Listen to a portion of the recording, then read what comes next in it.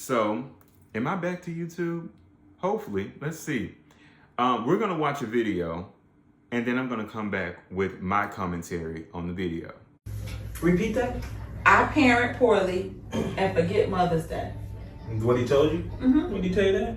This afternoon, this evening. He told you that you parent poorly Yes. and to forget Mother's Day. Yep. He said that to you? Mm-hmm. No, he didn't. Ask him. Yes, I did. Truthfully, I did.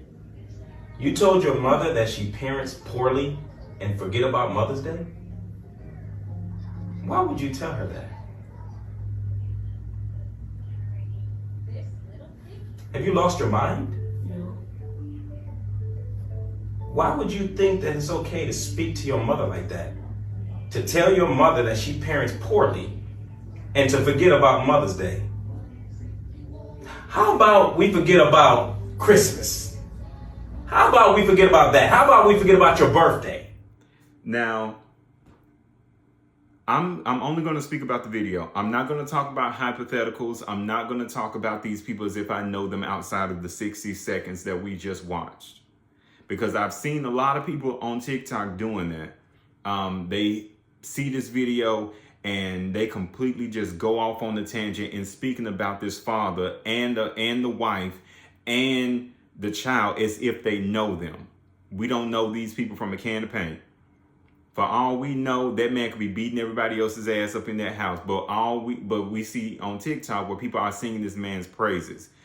First off, a lot of people believe that the father is only in the house to provide discipline and to provide finances. I don't believe that. I don't believe that a father should be this very stoic person in the house that only provides, that he only speaks up when it's time to discipline somebody and you only interact with him when he's providing you with something. I don't think that that's what a father should be. But a lot of people have that mindset as to that's what a father is and that's all a father can be. I'm looking down because I took some notes on this. Anytime you comment on videos like this, there's always those people in the comment section who say, well, you don't have a child, so why are you saying this? You don't have kids. I don't need to step in shit to know it stank, and I don't need to go through something to know that that's not what I should do or how I should handle that. I can watch other people missteps and learn not what I should and shouldn't do. And another thing, people who say that you don't have kids, so you shouldn't have anything to say about this, are the same people who wait to have kids and then find out that they shouldn't have been a parent. So I don't really think that you should have kids or you should go through a situation in order to know what to do in that situation. But to speak about the video exactly, the child says, you parent poorly and you can forget about Mother's Day. That's what we're told. Never once in that video did I hear them say, why? Why do you feel this way? The father does start to ask him that, but then it's followed up with, have you lost your mind? And we already know when somebody asks you, have you lost your mind? That means that in their eyes, you have misstepped and you need to minimize yourself. You need to back off of whatever it is that you just said or whatever it is you've just done. But then there's a silence when he asks, why did you say that to your mother? Why would you say that? There's a silence. That silence makes me think that the father is only seen in this household as a disciplinarian based off of what I saw. Because the son doesn't say anything back.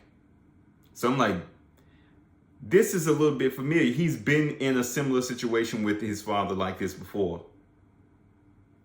Based on what I've seen and how I'm interpreting this. But then when he says, have you lost your mind? The child immediately responds with no. So he may fear his father. They don't even sound like respect to me. That sounds like fear. Because again, we don't know these people. We don't know what's going on.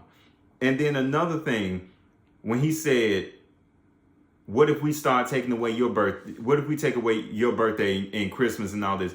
False equivalence. Because the son, it was told us that the son said, forget about Mother's Day.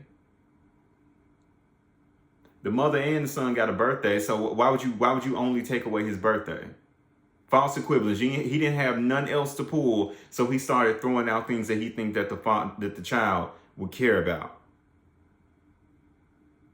And the mother's just sitting back letting all of this happen. She didn't even ask him.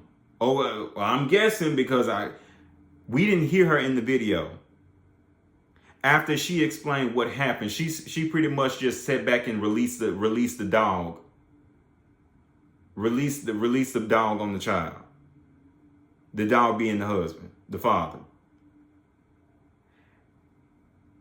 And it puts me in the mind of when she didn't have the mindset to ask him why, which makes me think they don't think that their rules or anything can be challenged. They don't believe that they can be challenged in this situation. I actually believe that parents should be challenged, especially because your actions to this child, your response to this child, the way that you raise this child, he may not like it. Your actions have a huge impact on who this child will become as an adult. So yes, they should be able to challenge that. I don't like this. I don't like that you do this to me. I don't like that you're raising me this way. You give me anxiety when you do X, Y, Z. Yes, that should be challenged because you're raising him to become, you're putting these things into a child. And then one day, because what could happen is that the child could end up isolating themselves. I can speak about myself. There were things in my childhood that I absolutely did not agree with. And because I didn't agree with them, what I did was I isolated myself. I isolated myself away from everybody because I did not like what was going on in my household, and I did not like the environments and the things that were happening around me. So what I would do is I would isolate myself. I would go into my room, I would draw, I would watch TV, I would play video games. I would not come out of my room. There were times people didn't even know I was in the house because that's how quiet I was. I did not like the environment that I was being raised in. And so that's how and even now it carries off into my adulthood to where I'm quiet. I don't say anything to you unless you say something to me. That's how I've always been.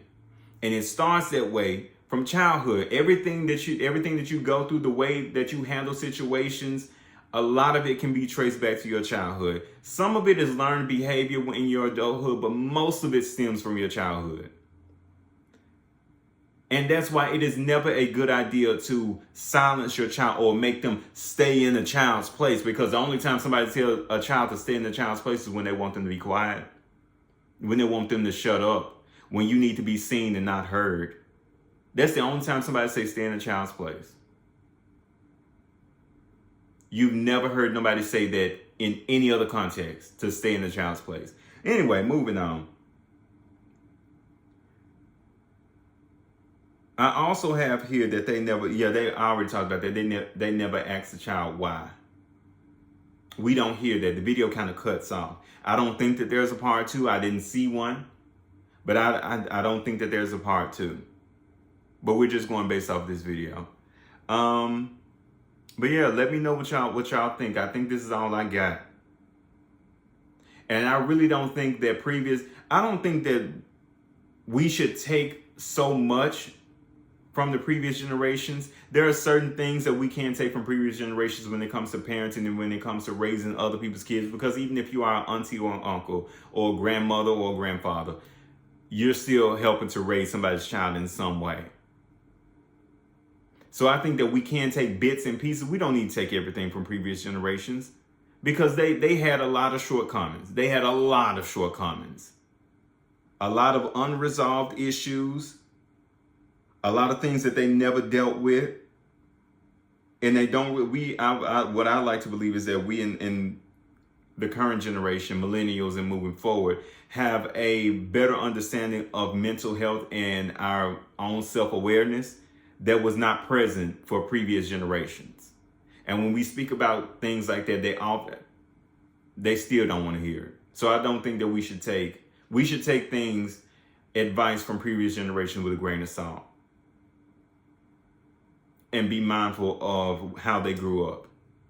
But that's all I got. Y'all let me know what y'all think. And I think I like doing videos in a longer format like this. So we might continue to do this, and y'all let me know what y'all think. Y'all let me know if y'all like it. But anyway, that's all I got. And I'll see y'all some other time.